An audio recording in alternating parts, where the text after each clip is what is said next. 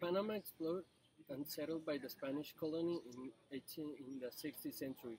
Panama broke with the Spanish in 1821 and joined the Union of Colombia, Ecuador, Venezuela, and named it the Republic of Gran Colombia. Then it was dissolved in 1930. Then, in 1903, it was created the Canal of Panama, granted by the U.S. until the 1999. Then it was returned to Panama. Now it's 100% owned by the government of Panama. The language that they use to do business is the Spanish, and it's also a great advantage because most of the countries in Latin America speak Spanish. They have a democratic government. Right now, in 2004, the study revealed that the GDP of the country was $44.69 billion. They have a 6.6 growth rate, and they have a 20,000 GDP per capita. They have three segments in their of their economy. There is agriculture that has the 2.9%, and the industry have the 14.1%, and the services that represent 83%.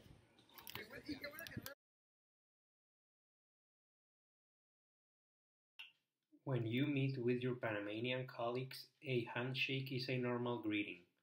Men and women shake hands warmly when introduced and again when departing. And finally, something to keep in mind. Men should expect to shake hands with another male for a considerable length of time. Take care not to withdraw your hand prematurely.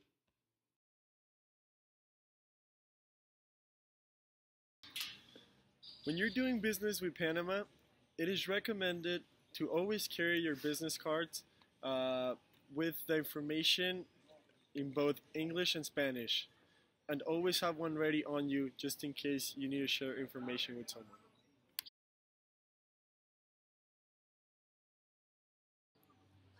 When doing business with Panama, it is not very common to exchange gifts.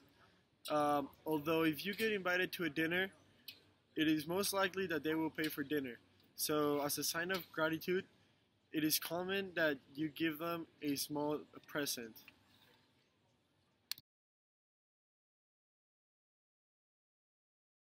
To talk about topics to avoid in Panama, in negotiation, you don't have to talk about politics, local issues, religion, race-related issues, or discussion about the canal zone. You also have to be aware that you will have a lot of small discussion before the business begins. You have to be prepared to talk about your family, food, weather, sports, lot of things which are not professional.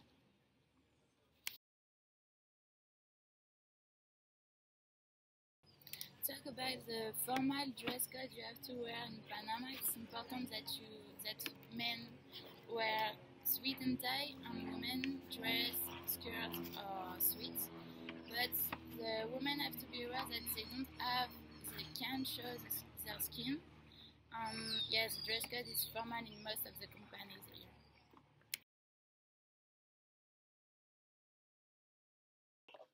Business people appreciate punctuality, as is giving your host enough time to plan for your arrival. But you should make appointments at least 1 week in advance. You should be aware of the importance of titles. For example, licenciado for a BA holder, or doctor for a PhD, or medical doctor. You should always address your business counterparts by his or her last name only, and expect to move to a first name basis fairly soon, but do wait until the Panamanian party starts using your given name. Do not rush into a meeting with talk of business right away. Your associates are more likely interested in getting to know you first, so please expect to invest a considerable amount of time developing a pleasant and relaxed relationship before discussing business. You should remember to establish an atmosphere of trust as a precondition to a successful business relationship. The clock ticks at a different speed for the fun-loving Panamanians. You might find yourself waiting an hour or more for your local counterpart. Visitors should always make it a point to be punctual.